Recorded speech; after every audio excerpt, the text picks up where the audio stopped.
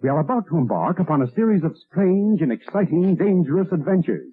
Adventures that will lead us to all parts of the world. Hello and welcome to another Bad Comic Review. This time we're looking at the Jaguar issue 1. This is a one-shot from Archie Comics in 2024. Story by Keryl Brown Ahmed, art by Tango, colors by Ellie Wright, letters by Jack Morelli. I have the main cover by Maria Laura Sanapo and Ellie Wright, edited by Jamie Lee Rotante, associate editor Stephen Oswald, assistant editor Vincent Lovolo. I like the cover, it's really good, got me to buy the book. Looked like it might be interesting. The art style inside, however, is incredibly different. So we open with a group of zoologists going to find out why cats are getting killed by some sort of bird, and we are introduced to Ivette, who is an expert on cats. Everybody else seems to be an expert on birds, and they are speaking Spanish through several pages of this book, kind of sporadically, and it's really annoying because it's not translated. Normally in comics, when there's a foreign language being spoken, you have greater than and less than signs on either end, and then there's a caption box denoting translated from Spanish or whatever language. They don't do that here. You are expected to actually know Spanish, and I found that really annoying because I'm not going to look that up. The group gets out to some old ruins and decides to set up camp, and we get a flashback sequence of Ivette getting the Jaguar helm from Ralph Hardy. He explains that it will give her strength, speed, heightened senses, etc., etc., and he even says, which is really lazy and insulting here, it says, "I earned it through years of training, but you were made for this. It's your birthright." So she doesn't have to try real hard to be a superhero. She's just that good, guys. There's nothing special about her. She's just born for it. So something gets her attention out in the woods, and she changes into the Jaguar costume and finds a wounded kitty cat and a Birdman. Turns out the Birdman killed her parents ages ago, only he's about her age, maybe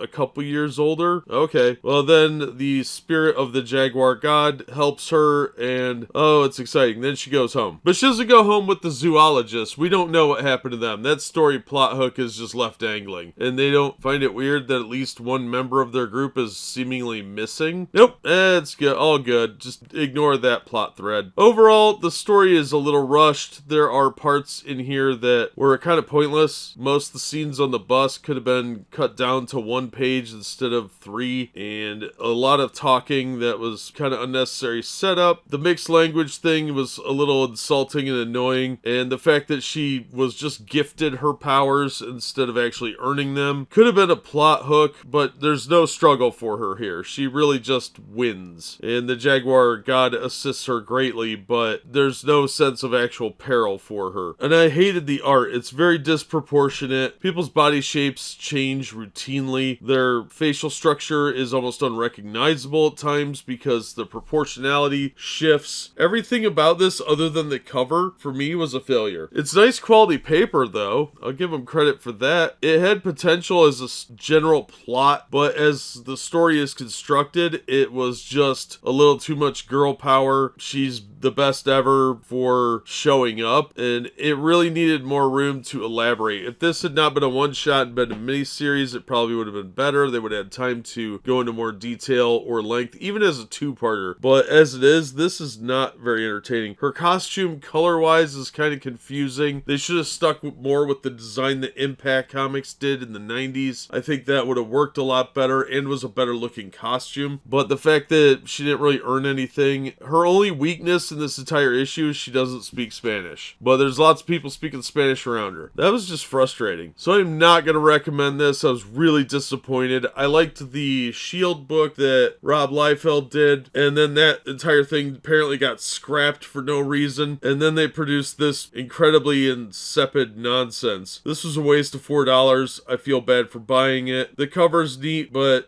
it's not worth $4 for the cover. So I would avoid this one. Hopefully Archie will get their act together and do some better stuff. This really is seemingly aimed at teenagers, but even for that demographic, there's enough plot holes that they're going to wonder what the point of this is. So I don't really see a redeeming quality for this. I would say if you're going to pick this up, get it for less than $1. That's going to do it for this one. Thank you so much for listening and supporting the channel. If you enjoyed the video, please hit the like button and don't forget to subscribe so you don't miss future reviews. If you'd like to help the channel out in other ways, links are in the description to various support methods. And as always, we hope to see you on the next one.